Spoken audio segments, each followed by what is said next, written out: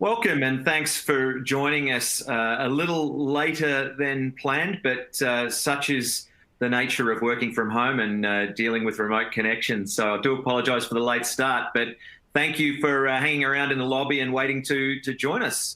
My name's Tim. I'm from Open Table, and today I'm welcoming you to our fifth series of our webcasts, where we'll be joined by some special guests to talk about the reopening of restaurants and the hospitality industry, which has been much anticipated and it's an exciting time. And it's also a very challenging time to work through all of the different things that we never thought we'd need to be managing before. But like some of our other series, we've had some great visitors helping us and sort of navigating through this, such as Sven L. Manning from the Speakeasy Group, Shane Delia, who we all know. We've had KPMG helping us out with financial issues. We've even touched on mental health and the hospitality industry. Today, we're looking at Restaurant Reopening 101, and I'm joined by Open Table's very own Chris Boersma. Chris and I work on the same team, and we've been experiencing it firsthand from Open Table's perspective. So Chris is going to give a little bit of perspective about the industry and what he's hearing. And our keynote today is Wes Lambert. Wes Lambert is the CEO of Restaurant and Catering Australia. And Wes has got a presentation and some great information that you can take note of. Do keep in mind there is the ability to ask questions. So you should see the option to ask some questions. We will try and get to questions at the end, but I can't guarantee that we'll get through all of them.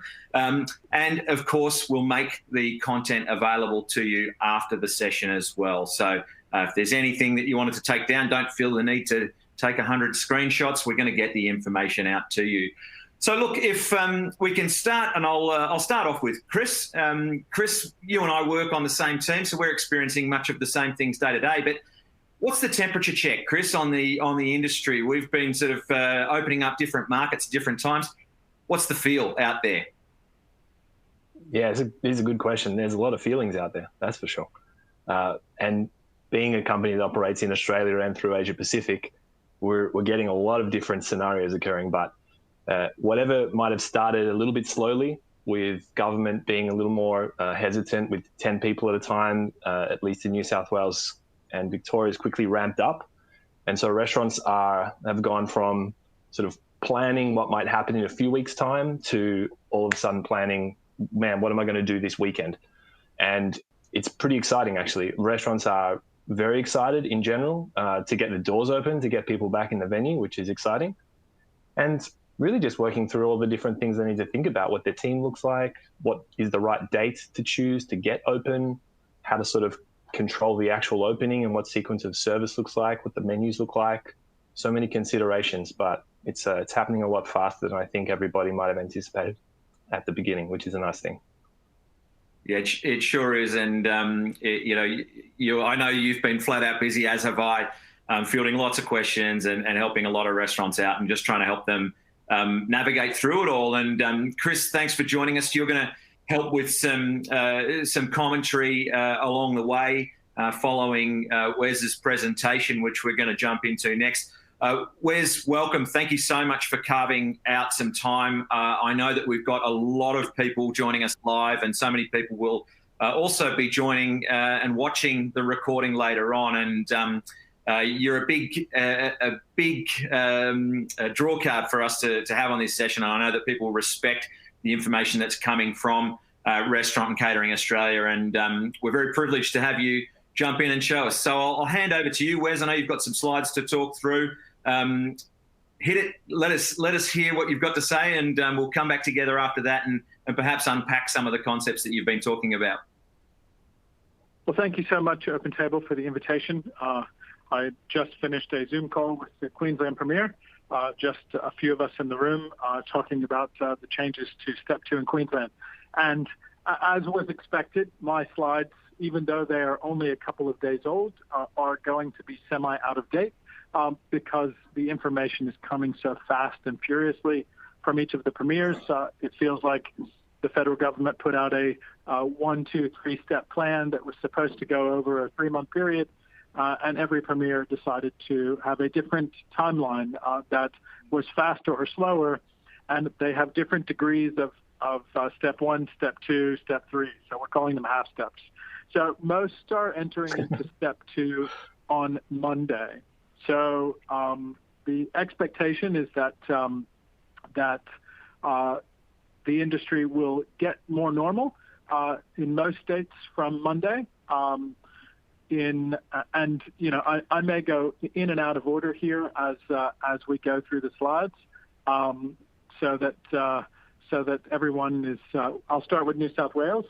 So New South Wales just today, literally as we speak, have put out their checklist and guidelines for step 2. There were no guidelines for step 1, but actually there are guidelines for step 2. I know the Premier came out and said 50 patrons from the 1st of June. However, the ministers around her and the health authorities have then framed that into what is going to be required. And in New South Wales, any business that wants to move to step 2 is going to have to register with Service New South Wales. And again, you're just getting this information first from Restaurant and Catering, because we were just given this information last night, and it's just going live now. In fact, if you go to our Coronavirus Hub or the New South Wales website, and you refresh, as soon as it's available, it will pop up. But there is a requirement to sign up your business to Service New South Wales, which they're going to be asking you how many square meters you are, how many people that you believe you should be allowed in your business for the 1 per 4 square meter rule, how many employees you have, and then that you agree to the guidelines that will also be there and sent out to our database and also on our Coronavirus Hub. They are not too prescriptive. It is really a common sense list of things. However, New South Wales has, I repeat, has decided that businesses will need to take the name and phone number of diners. And I know that might be new for many of you who have restaurants, cafes, small bars, coffee shops in New South Wales. But if you want to move to step 2, you're going to have to employ a system. There are many systems that are available in order to take your patrons' details, but you will have to keep those for 28 days. And there's some other guidelines, but they're quite. There's almost no cost. They're very aligned with the restaurant and catering guidelines that we put to National Cabinet. But certainly have a look at those because the requisite authorities are going to come out from the 1st and be looking for those things. That is New South Wales. That's cafes and restaurants, pubs and clubs, and some minor changes to casinos. But otherwise, that is what's going on in New South Wales, and you heard it here first. Victoria, they also have a very prescriptive set of guidelines. They are requiring you to follow a 30-page document. So it's also available on our Coronavirus Hub, and you can find it on the Victorian COVID Safe websites. That document is quite prescriptive. As I said, there are a lot of things that you need to do in order to get your 20 patrons per enclosed space up to the 1 per 4 square meters in your venues in Victoria. So also in Victoria, they do have a mandatory requirement of keeping a database of your members for 28 days. So make sure that you're doing that and following those prescriptive guidelines. Moving on to Queensland. So I just got off the phone with the Queensland Premier. Queensland has right now 10 in the coastal areas and 20 in the outback, as they call it, which is the rural Queensland. On Sunday, they will be making an announcement for Step 2 changes, which we hope will include up to 50 in an per enclosed space with guidelines. Now, that is not fact. It is expectation. However, if you're doing planning, we've provided our COVID Safe business plan to the Queensland government for approval, and we expect that on that approval that there is a chance that we'll be allowed 50 per enclosed space in Queensland. So they originally said 20, so it may be 20, but we're hopeful that we can get up to 50 in Queensland. Again, across the country, it is the 1 per 4 square meter rule. In addition, Queensland, it is mandatory that you have COVID-safe training. The restaurant and catering COVID-safe training is now live on the Queensland website. Their TAFE has not yet developed their course. So you can take that training through. If you go to both our hub or the Queensland COVID-19 website, you can see that training. It's very fast, takes about an hour and a half. All employees have to have had that training. In addition, you need to print your COVID-safe checklist out and put it on the wall of your restaurant. And we do expect that in step 2, to be announced Sunday, that you most likely will have to have a copy of our industry plan also on site, which you'll be able to get from the coronavirus hub of restaurant and catering. That is Queensland. We do expect that Queensland will very quickly become the most progressive state in terms of patrons. South Australia has recently announced their movement to the 1st of June, which is very new news, where they are allowing 20 patrons per room up to 80. Now, you can't have 80 people in a space.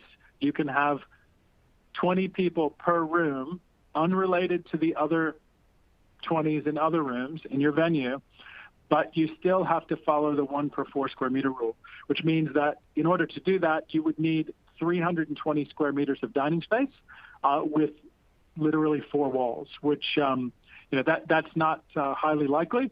We do have some restaurants that have been telling us that they've been splitting the rooms. So with temporary walls floor to ceiling, that is allowed, but it has to be floor to ceiling, and it needs to be a wall that separates your business, let's say, down the middle. It can't just be a half wall, or it can't be a curtain. It has to be a temporary structure, floor to ceiling, that can separate the 2 areas down the entire length of your business. So, if you really want to have 40 people, 20 at a time, 20 on each side, you can do that in a restaurant or space. Also, no function centers are open anywhere in the country just yet. I know that there's been some questions about function centers being able to have people. Right now, this just applies to restaurants, cafes, caterers, pubs, and clubs. Not function centers just yet. We're going to be working on that for step 2 plus, hopefully before step 3. South Australia has a principles-based rules, and you do have to submit your COVID-safe plan in South Australia. They've just published the link to submit your COVID-safe plan as a business. It has to be done per business. So it's the business then saying that they agree to be COVID-safe. It's not per industry association or per industry. It's per business. So we've published those on our coronavirus hub, and those are also available on the South Australia COVID-safe and COVID-19 websites. Moving on to Western Australia. Western Australia was one of the first movers. They started with 20 patrons, and as you can see in my slide, they're 1 per 4 square meters, 1.5 meters physical distancing, and they are also requiring mandatory training, which is being provided through the AHA. They got a grant from the state government to cover that training. So that is required of all hospitality employees in Western Australia, and their CEO let us know that about 75,000 people have taken up that training. So it's a large portion of the cohort of Western Australia. Tasmania, it is also 10 patrons, and as you can see from my slide, that they are allowing no more than 2 separate areas with a maximum of 10 per dining area. And they do expect that from the 15th of June that they'll be moving up to a maximum of 20 patrons. So that is a future plan that we expect to get some more color around as it gets a bit closer.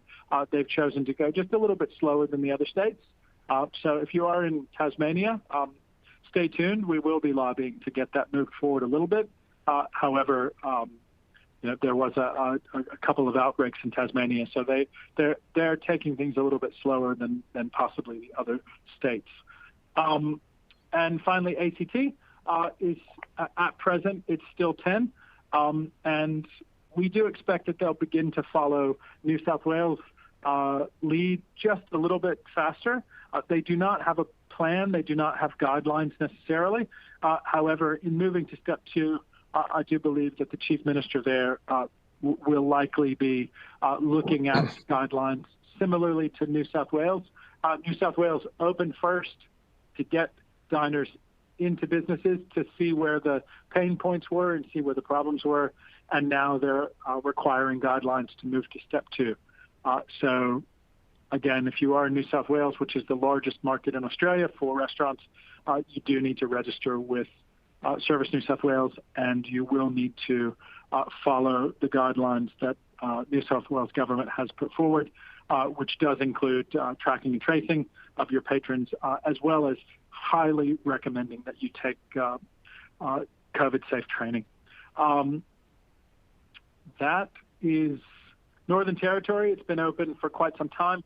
There are very few restaurants, cafes in Northern Territory, same as pubs and clubs. There's been no cases in many, many weeks in Northern Territory. So we do expect that Northern Territory will come out of the COVID restrictions much faster than anyone else.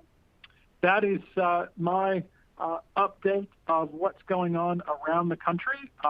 We are lobbying for function centers, as I said, to be in step 2+, and we do foresee step 3 getting to 100, but we do expect that 1 per 4 square meters will stay in effect for the foreseeable future. And I know that may be disappointing to some restaurateurs that don't have large spaces, that you would need 400 square meters of dining space in order to have 100. And certainly we have been lobbying around that. However, the AHA and clubs are firm on supporting it. So ultimately, we do believe that the government is going to stick with the 1 per 4 through at least the COVID crisis, which we do expect maybe step 4 or step 5, maybe by the end of August or September, we'll begin to see some of those, the 1 per 4 beginning to come out of certain venues. However, I wouldn't think that it's going to come out in step 3. So as a business, I wouldn't be planning for it to come out in step 3. Beyond step 3, as domestic borders reopen, we do expect that you should be seeing more diners and more bookings. And we do not expect international tourism to return in any large way until 2021. We do know that there are some requests through some of the tourism bodies to try to get some international tourism for the start of the summer. Ultimately, that is a long time from now, and so ultimately, again, I wouldn't be planning that we're going to be seeing international tourists, but for out of New Zealand for the foreseeable future. So that is my presentation, and if anyone has any questions, I'm very happy to answer them. That's a fantastic state by state and territory by territory update there, Wes, and really appreciate that. And for our audience members, I hope you were able to tune in and gather all of those important factors just for your particular state. But Wes, maybe if we can just recap quickly, the key points that everyone needs to be looking at state by state is the maximum capacity per space that they have available. We're also looking at the 4 square meter rule, which from what I understand is in place everywhere. Beyond that, we're looking at taking people's details down, so the people who are entering the venue and maintaining those lists. But perhaps some of the audience here weren't aware of some of the other requirements around training and the like. So would they be the four main points that that you're encouraging everyone to be well aware of? And of course, where can they get that information? The Restaurant and Catering Australia, obviously you guys have got some information. Can they navigate to their particular state requirements from your site as well? Yes, so our coronavirus hub, so literally if you Google Restaurant and Catering Coronavirus Hub, it will come straight up to the top. Press the button and you're literally on our hub, and we have links to every state set of guidelines, and those are updated multiple times a day. The government does make minor changes throughout the day, every day. So we keep those quite updated, and you can use those to find out exactly what you need to do to be moving into step 2 from Monday. Great. Good advice there. I think for our audience, do rely on the links, the live sites. So if perhaps someone's emailed you some information, or you've got it printed out or on a PDF, better to go to the live sites, because it's a moving target at the moment. Things are changing. So head to that COVID hub and make sure that you know exactly what those requirements are. So I suppose just getting into a little bit more of the nuts and bolts, so unpacking how restaurants in the various states and territories are employing that. Maybe we can start with Chris. Just go back to you quickly. You've been involved in helping restaurants meet those requirements. You've been talking to them on a daily basis. What are you seeing? What are the common themes about the restrictions, and what ways have you seen restaurants adapt, and what seems to be common and working well? Yeah, it's a good question. We've got a team of people at OpenTable that are restaurant relations managers. So our job is to have a relationship with the restaurants and find out what they need and how we can help them to get it, how they can use reporting or whatever it might be to run their business better. So we've been in a really unique position where we've been speaking with restaurants one-on-one about some really nitty-gritty sort of things. I think the number one thing that people have been thinking about is, when is the right date for me to reopen? Restaurants are different sizes, and some of the smaller restaurants have jumped straight in. But some of the bigger restaurants, they're really evaluating where their kind of break-even point is, how many people they can fit in the venue at one time, can they shorten or lengthen their turn times? And of course that, is influenced a lot by what kind of menu they're serving. So then that becomes another conversation. What sort of menu items are they choosing? Cost of goods is attached to that, labor. There's a lot of things that sort of flow up the chain before a restaurant might get to the point of saying, okay, yeah, we're going to open on this date. We're going to do this many covers at this time. This is the floor plan we're going to use. This is the menu we're going to use. For the restaurants that have been more fortunate, that might maybe have a more simple platform, it's been great. They've been able to jump straight in. For restaurants that are a little bigger, it's a little bit more of an involved decision for sure. But, definitely the date that we're going to open, how many people can come in, how quickly can people come in and leave, how long do they need at the table, and then of course all the other things associated with that, as in who's going to be working and how long do we need people to sort of look after these guests that are coming to the restaurant. So a lot of restaurants have been interested in what sort of messaging they can provide to restaurants pre-arrival, which is great. It's a booking message, something like that. A lot of restaurants have been interested in keeping it very simple. Restaurants don't necessarily have a place to put spare tables necessarily as well. So the question isn't so much about, what kind of a floor plan do you need? It's more about, well, this is the floor plan we got. We just need to make sure we don't go over a certain amount of people in the venue at one time. And so that's, I can speak on behalf of OpenTable, at least the software that we got makes that pretty easy.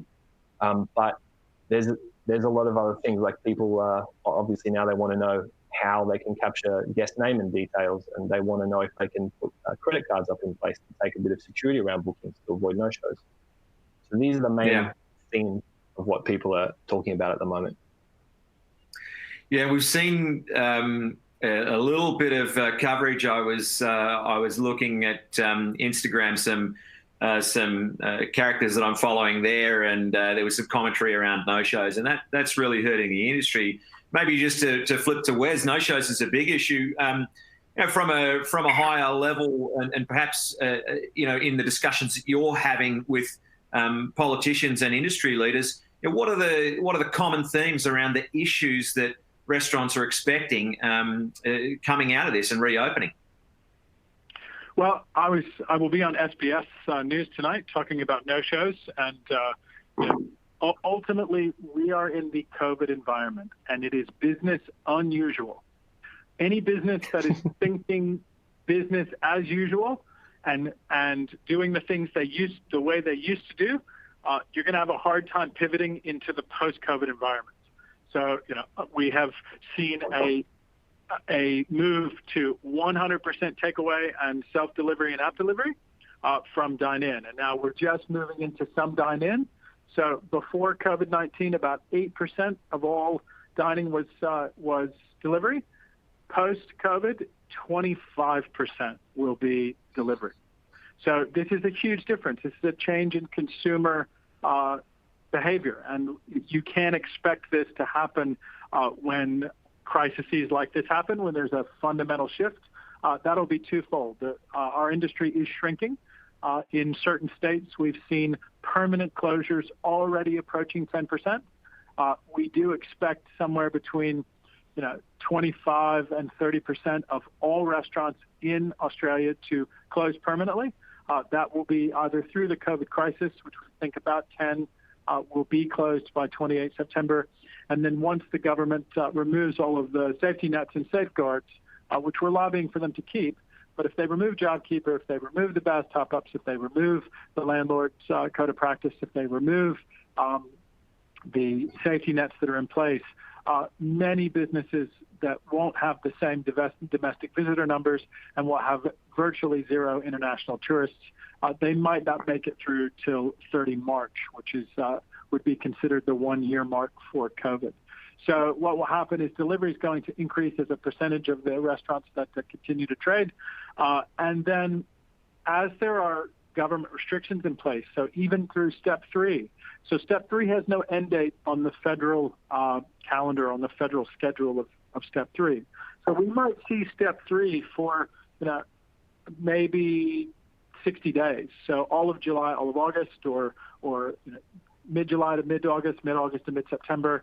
So those seats in your restaurant are in demand. So they are a high demand item with a low capacity. So we've seen many restaurateurs that have fixed price menus. We've seen restaurateurs, small cafes and coffee shops put signs on the table that say, please don't sit here for 2 hours with 1 cup of coffee. It's very important that we turn these tables at least every 45 minutes or suggested minimum spends so that, as a diner, we do change our behavior because it is business unusual. And we need to be very cognizant of the fact that those restaurants need to turn those limited capacity tables a certain number of times a day with a certain spend per head. And if you make a booking for 6 in Victoria or 10 in the other states, and you don't show up, you are literally potentially ensuring that restaurant closes permanently. So we have advocated that restaurants, don't be afraid to have prepayments for large groups. Don't be afraid to have, booking fees if a table does cancel within, 2 hours of their booking or something. It is business unusual, and in these tough times for our industry, it's important that consumers, are not responsible for businesses going under. Yeah, that's you're preaching to the converted in this audience. There's no doubt about it. We're all well and truly aware of the no-show issue, and I mean, it was an issue before this. And whilst it's such an exciting time with restaurants now reopening, and we're all busy and champing at the bit to get some customers in the door and start delivering on experience again, you raise a really sobering point that we are expecting still a lot of restaurants to not be able to make it through. And businesses that were struggling before with full demand and doors wide open, to be restricted now is such a challenge. And Chris, maybe you can add. I think there was a few points there, but if you had, say, top 5 tips on how a restaurant can generate as much revenue as possible in these times. I mean, perhaps you can sort of lay out a few things that you're hearing from the industry, so through your conversations, but then also maybe some tips that you might have from your experience. Yeah, that's a great idea, actually. And from the restaurants that have opened so far, a lot have experienced more demand than they can handle, which is a really positive sign. I think diners want to get back out there. They want to sit in restaurants. All the restaurants that we've been working with are already sort of, their biggest problem at the moment is how to handle these people that they can't have a table for, and they need to direct them to a different time or a different date or something like that. So that's a very positive way to start. The most important thing is to stick within the government guidelines. Of course, that's very, very important. And for every business, that's going to be more or less difficult. What we did with our product, with OpenTable for Restaurants, is we created a new capacity switch. So regardless of what your settings are, what your turn time is, what your floor plan looks like, you can just come to this one box in the system, put in the number, which is the government guideline of capacity for your restaurant, save the changes, and rest easy. You don't need to go through your books and manhandle everything, pull out tables from your floor plan, change everything around. You just put the number there. If you're in New South Wales, as of the 1st of June, you put the number there as 50. You close the system, you get back to working with your team, working with your chefs, and working with your marketing team on how to get the business busy again. So that was a very important step for us to make it super, super quick for restaurants to handle. People will be using lots of different platforms, and there's different things that you can do there by maybe changing the floor plan around or changing the booking times and things like that. But we hope this makes things really easy and enables people to just focus on their business. Some other things that people are doing, they're obviously looking at, as I mentioned before, changing the menu format, and as a result, changing the turn time of a table. If you're a restaurant that used to do a 2-hour turn time, you might be considering if you can get people in and out within an hour and 45 minutes or even an hour and a half. If you can make condiments and sanitation processes streamlined, then that's going to work in your favor because you can turn tables faster. Using your marketing, your website, your booking messages to communicate that the experience is going to be different for customers is very, very important as well. So they can help you achieve the turn time that you need. And, at the end of the day, it's going to be your team's hospitality and, their charm that gets that over the line. So being able to adjust turn times for bookings very, very quickly and easily is super important. That's definitely another tip. And I'd be working with a chef and restaurant manager to work out exactly how quickly you can get someone in and out of the venue without having them feel rushed and still delivering, the level of hospitality that you're known for. So that's a really important conversation to have. Credit card is a big one. So I'll be pretty frank about it. Almost every restaurant that we're dealing with right now has asked to put up some sort of credit card step in the booking flow, which is obviously very easy to implement. That's fine. And it's different for consumers, Having a credit card in place does lower conversions of online bookings. We know that. But as business unusual, as Wes so rightly put it, it's a little bit of an expectation at this point. People need to insure themselves. And so taking a credit card with a booking, especially with lower capacity, there seems to be a little bit more demand than capacity, at least in my experience with our restaurant partners.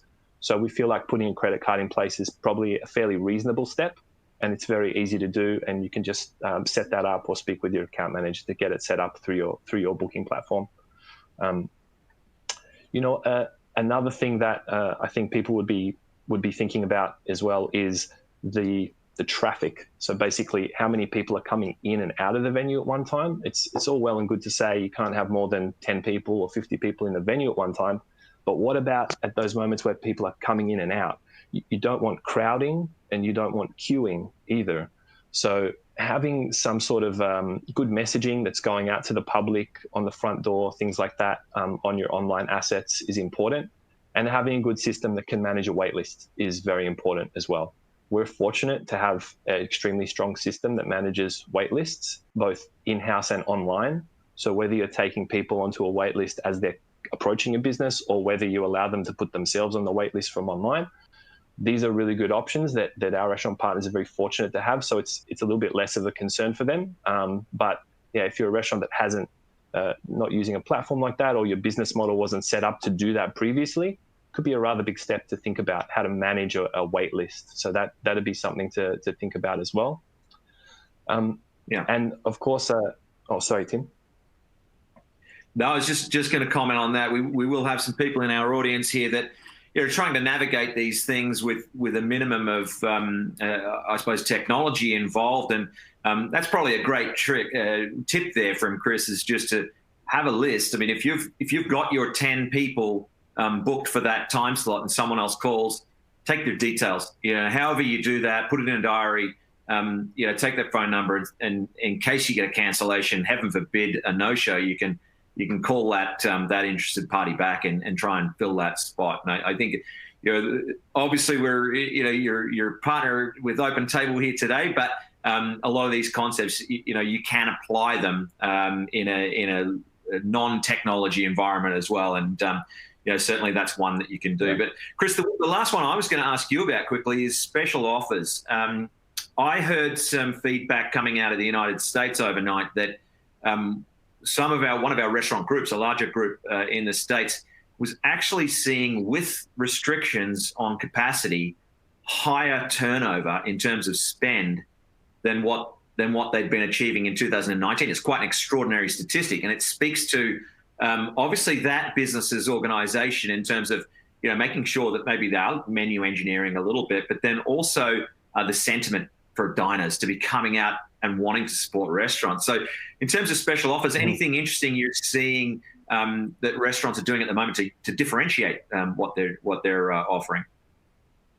Yeah, that's an interesting question. There's also a really new hybrid between delivery and takeaway and bookings as well. So if I just take a second to think about the change in restaurants' business model, definitely a lot of restaurants that really loved and relied on walk-ins are pivoting a bit now. They understand that that's going to be less reliable, and maybe even they don't even not interested in that sort of business anymore. They prefer to get the booking in advance. So that's been an interesting change at the same time as they're now doing delivery and takeaway, which they've never done before. So that's a really interesting space, and that's affected some of the things that you've mentioned just now. Apart from packaged meals and things like that, I think that concept of ensuring that you can get to a certain point of revenue in your business for a shift has really permeated a lot of decision making. So I haven't seen too much of the special offer approach just yet in Australia, although I think we're expecting it maybe over the coming weeks. Nobody wants to discount, that's one thing for sure. If anything, people are going the opposite direction, which is what you just highlighted there, and people are asking for minimum spends.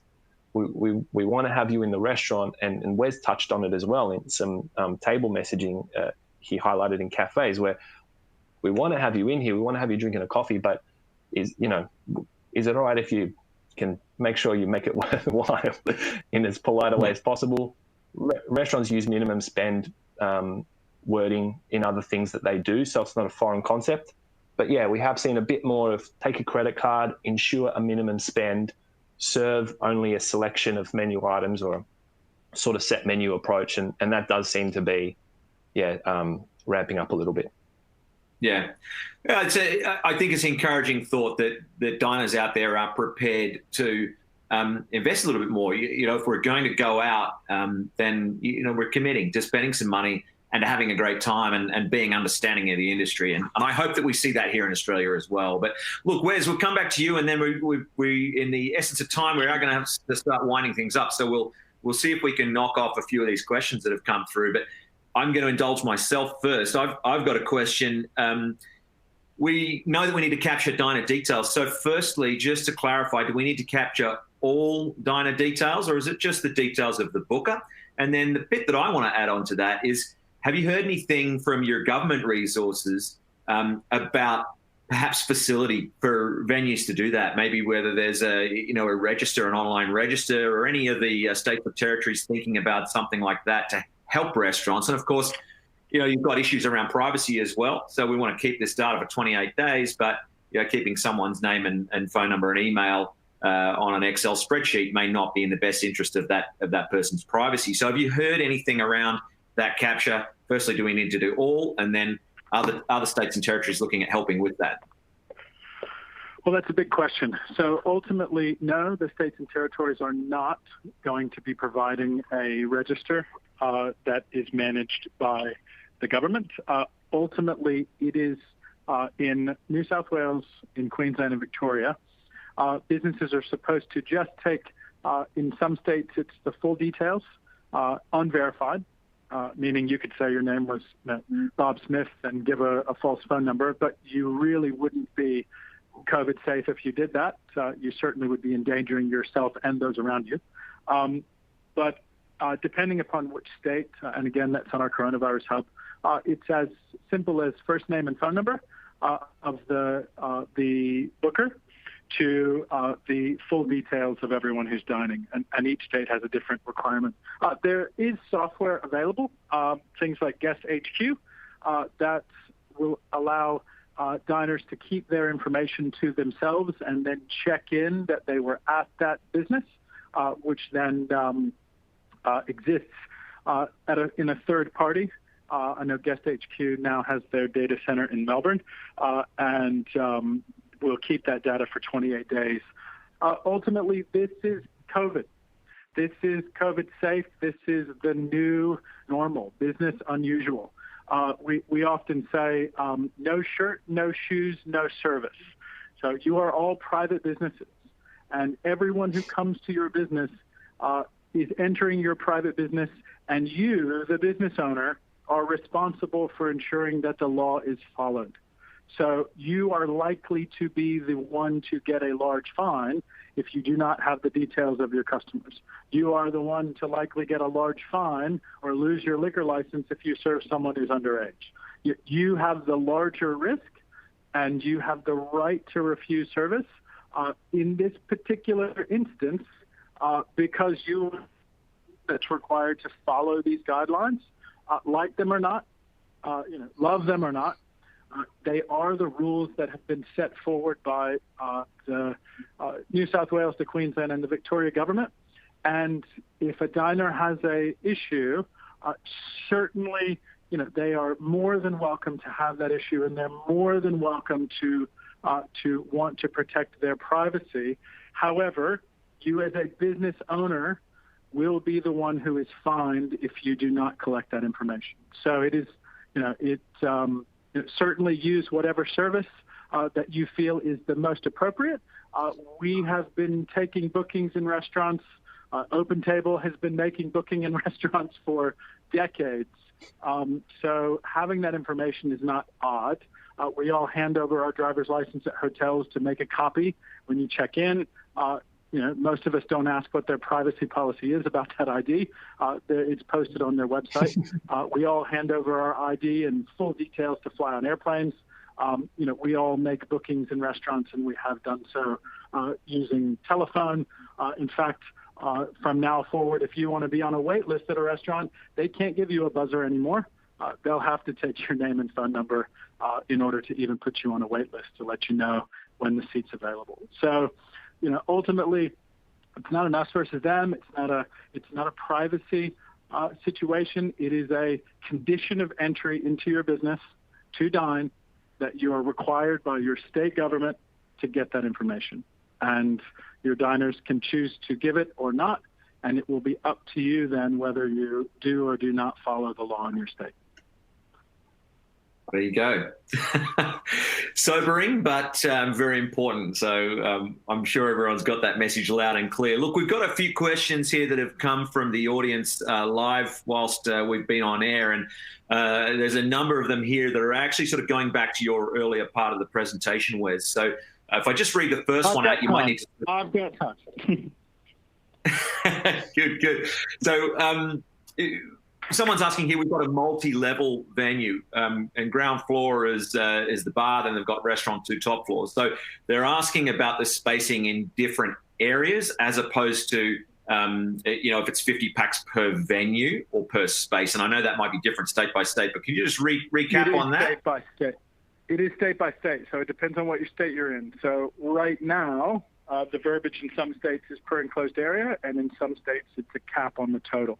So you will need to check with the Coronavirus Hub to read, depending upon what state you're in. But obviously, if you're in a state that's per enclosed area, different floors are enclosed area.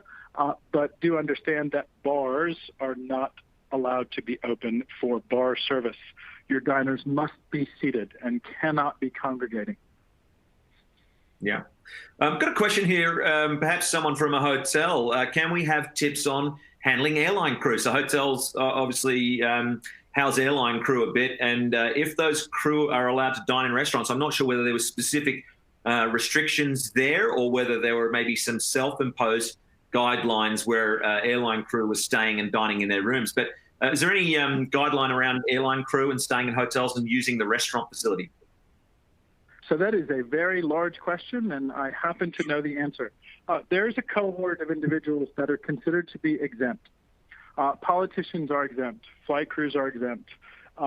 Your long-haul trucking teams that drive from state to state with our mail and our all the food and beverage that we get from the farms and from the distilleries, they're all exempt. Essential workers that must travel between states that's borders are closed are exempt. In fact, you could have always flown from Sydney to Melbourne, even through the COVID crisis. Neither of those states actually closed their borders.